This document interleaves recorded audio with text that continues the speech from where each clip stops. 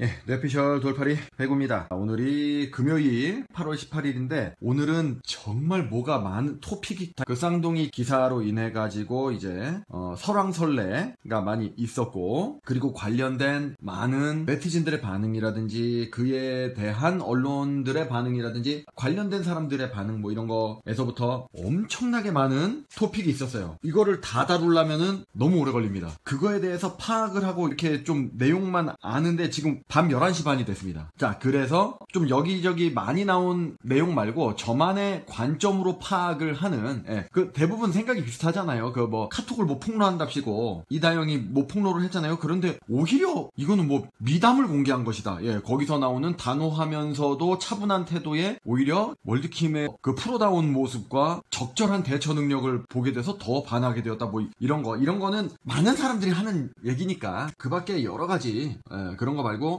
제가 좀 다른 채널이라든지 언론 기사 좀 이런 데서 다루는 것과 좀 다른 관점으로 생각해 볼 수 있는 것 말씀을 드리려는데, 이제 첫 번째가 그 인터뷰 기사 삭제가 됐잖아요. 예, 지금 두 개 다 삭제가 됐는데 그거에 대한 얘기. 두 번째는 제가 썸네일에 표시했던 전장에서 빛난 우정, 즉 수지킴에 대한 얘기, 이런 식으로 조금 보도록 할게요. 자, 먼저 이제 저번에 그 더 스파이크지에서 시리즈물로 기획을 해서 이제 내놓는다 해가지고 첫 번째 기사가 났었죠. 거기서 월드킴이 비속어를 계속 뭐 30분 동안 했다, 괴롭혔다는 거를 주제로, 그리고 본인은 과거에 학창시절에 친구들에게 피해를 입힌 적이 없다라는 그 두 가지 주제로 인터뷰를 했었고, 그리고 이게 또 시간을 딴 사람들이 있더라고요. 예, 그래서 새벽 5시에, 그러니까 8월 18일 금요일 새벽 5시에 2탄이 올라왔습니다. 스토리 발리볼 2탄이 올라왔어요. 더 스파이크지에서. 그래서 김종건 편집장이 직접 올린 기사죠. 1탄도 마찬가지고. 그랬다가 15분 뒤에 삭제가 됐다고 합니다. 예, 그렇게 뭐 알려져 있어요. 그래서 그게 삭제는 15분 만에 됐지만 그 사이에 캡처한 사람들이 많이 삭제는 했지만 전문이 이미 다 퍼졌기 때문에 내용은 다 알고 있고 검색만 하면 기사를 볼 수가 있습니다. 마음만 먹으시면은. 그 2탄은 조금 뭐 자세하게 나왔어요. 자세하게 나왔는데 내용은 월드킴이 주로 그 동생 자매를 괴롭혔다, 뭐 그런 거, 그리고 그 연탄가스 이렇게 틀어가지고 살자소동을 했었을 때 그때의 상황을 좀 자세하게 묘사를 하는, 여기서 뭐 여담인데 그때 들어간 후배가 지금 확실치는 않아요. 그때 2년 전에는 그 연탄가스 소동 때 이재영과 D 후배가 발견을 했다라고 했거든요. 근데 그게 도수빈이라는 이니셜도 D고, 그리고 평소에 그 팀의 막내를 종처럼 부려먹었다라는 기사가 있습니다.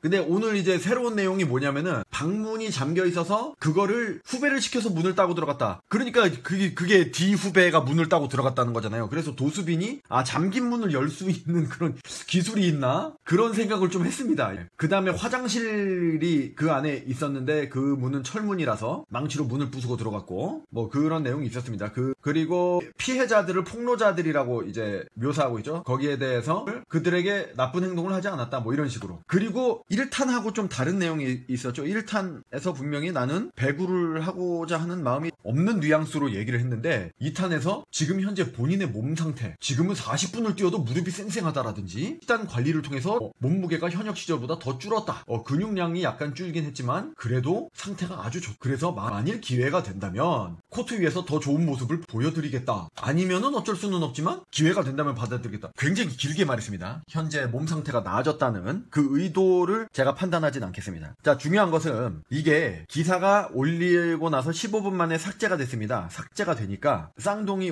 옹호론자들이 신이 났죠. 언론 탄압이라는 거예요. 언론 탄압.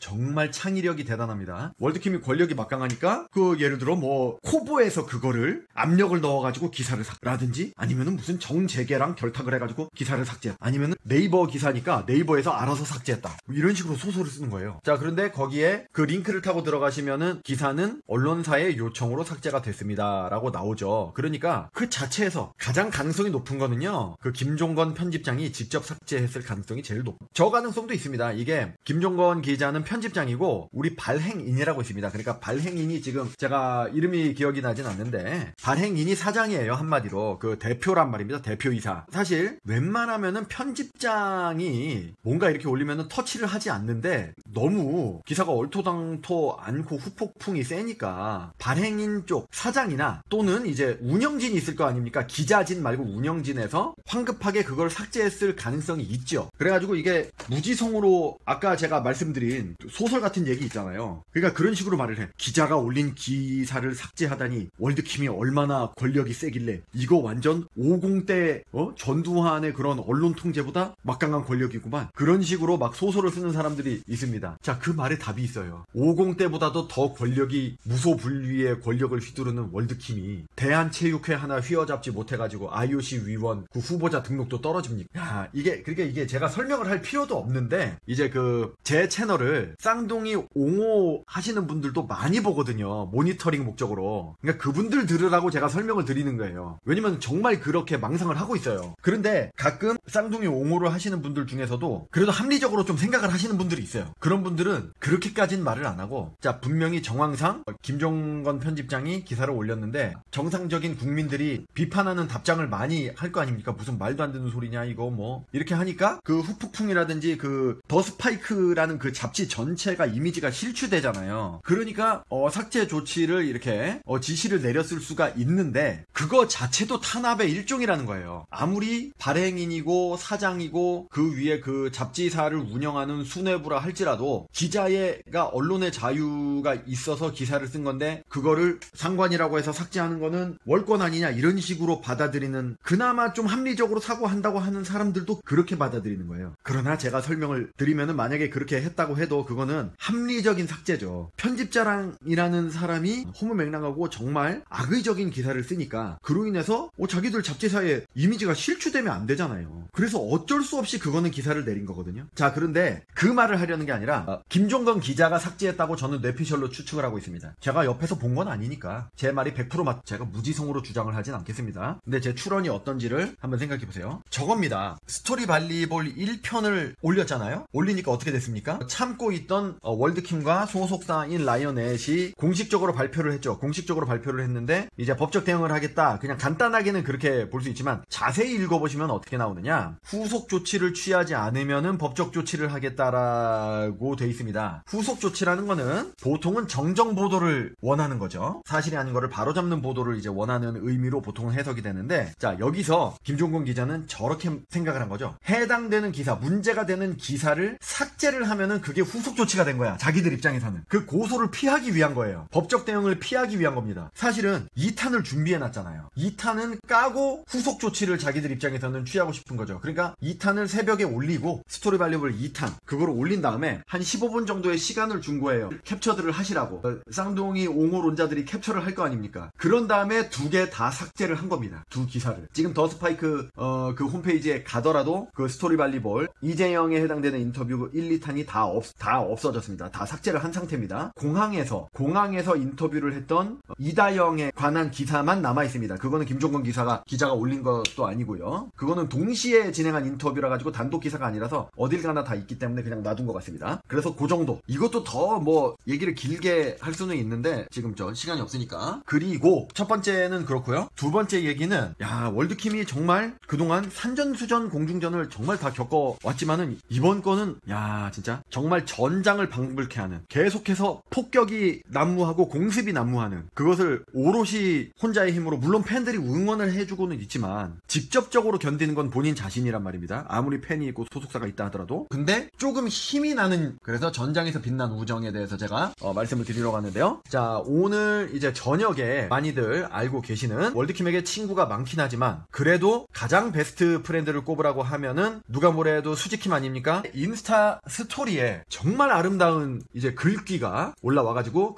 그게 화제가 됐습니다. 화제가 돼서 그거를 좀 소개를 해드리려고 하는데요. 자, 수지킴은 월드킴이 어려운 일이 있을 때, 물론 개인적으로도 서로 연락을 했을 때 수지킴이 많이 위로를 해줬겠죠. 공개적으로도 예를 들어 인터뷰, 2년 전 인터뷰를 보시면 묵묵히 지켜봐줄 수밖에 없어서 마음이 많이 아프다, 이런 인터뷰 요런 거 개인적으로 연락은 했을 거예요. 연락은 해서 위로 정도는 해줬겠죠. 근데 이렇게 공개적으로, 대외적으로도 이렇게 위로를 해주는 그런 게 있었는데, 자, 이번에도 어떤 글귀가 올라왔냐면요. 많은 일들이 있으셨죠. 기쁜 일도 슬픈 일도 어쩌고 수고했어요. 잘해오셨고 앞으로도 잘할 거예요. 편안한 밤 보내요. 23,000명이 좋아한대. 야, 이걸 보십시오. 표면적으로는 본인의 인스타그램이니까 본인의 팔로워라든지 또는 배구 팬들에게 말하는 거죠. 이번에 뭐 최근 1, 2주 동안에 엄청난 그런 기사들이 쏟아지고 해가지고 월드킴의 팬들이라든지 배구 팬들이라든지 또는 국민들이 굉장히 지쳤단 말입니다. 팬들에게 하는 말처럼 보이지만 이 뒤에 거를 반말로 바꾸면은 많은 일들이 있었지, 슬픈 일이 있었지, 너무 수고했다, 너는 지금까지 너무 잘해왔고 앞으로도 잘할 거라고 나는 믿는다, 오늘은 다 잊고 잘 자라. 누가 보더라도 월드킴을 우선적으로 생각하고 보내는 위로의 말이 되겠습니다. 그러니까 이게